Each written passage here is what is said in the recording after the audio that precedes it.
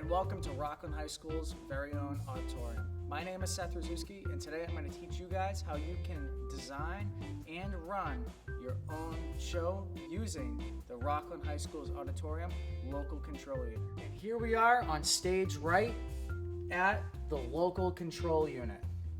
It looks intimidating, but I swear it's not, because you're going to be an expert in this in just a few simple steps.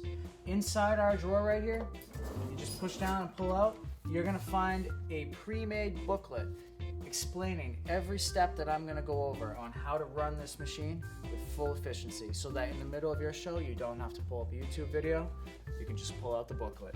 So we're going to get working on this right here. And the first thing that we go over in that booklet is going to be your own specialized lighting design that is pre-programmed with handwritten or typed notes on this wall that swings. So the first things first is down here we're going to have these faders. It's going to be labeled master and then zone 1 through 6. Zone 1 through 6 might sound confusing, but when it's labeled right here, zone 1, zone 2, zone 3, you're going to be able to see everything as to what these zones are related to. I can see that zone 2 is work lights. I can see that zone 1 is a stage wash, and I can see that zone 3 house lights, and so on and so forth. Traditionally, you will receive some color lights that can go on in the cyc behind you. You can mix and match your designs here. You don't need to worry about the presets on the far right hand side. Those are just preset lighting designs that will not be explained right here. When you walk in, you'll traditionally see everything down, but you always, in this occupation, want master to be all the way up. That will give you full access. And if for some reason you can't find a way to shut the house lights off, we'll go over that in just a moment. Don't panic. All right, so if the house lights don't shut off, there's absolutely no need to panic. It is because this white box right here, which you can find by any of the auditorium audience entry points and exits, all you have to do is just pull this little cover down. And if you see that green light on, that is the problem. That green light signifies that this device is active, and all you have to do is just push it.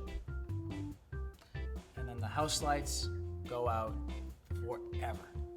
And when you're done, you can go back to the local control unit and you can start running your own lighting design. At the end of the night, make sure all the zones are all the way down. You can either leave master up or down. That does not matter. Let's take a jump over to audio. Now that we're in the audio section, this right here is going to be your best friend. This is called an XLR cable. This is going to be what powers your microphone. This will be your best friend. This will traditionally be set up for you every time you walk in the door. There will be no need to worry about it, but I'm going to briefly explain how in case something gets unplugged. You take the male side of the XLR cable and you can plug it into mic A or mic B, whatever your preference is. Now you can take your handy dandy Shure SM58 or any microphone that has a 3-prong attachment and plug it in to the XLR female end. And now you have a full circuit right to the audio mixer. This will also work on the A section or the B section. You can have 2 microphones plugged in at the same time and run them on 2 separate mixes with these silver dials right here. These silver dials adjust the volume that is being put out to the house speakers. Directly next to the microphone inputs, you're going to see a white and a red aux input. The white and the red will always traditionally be set up for you, much like how the microphone will be. That will be completing half of the circuit, and the other half you can take this mini adapter and plug this into either your laptop, your phone, iPad, tablet, computer, whatever it is that you're going to be playing audio through. WRPS does not supply adapters. You're going to take this adapter, plug it in, and you, much like these microphone mixers, you can adjust the intensity of the volume going out to the speakers right here, here, and here. Each silver knob only affects the input that's directly beneath it. Now that you have your microphone set up, check, can't hear me. And now that you have your audio set up, it's time to turn the system on. Directly next to the aux input, you're going to see a system power and a local control. You're always going to want to push system power first. And you're going to want to let that sit for 120 seconds. After 120 seconds, you'll be able to push the local control button right here. Now that you have pushed the local control button and you can see that both red LEDs are up and running, you now have control over the microphones with the audio interface. Now that we're plugged into microphone B right here, I'm going to pick up our microphone, our Shure SM58, very handy.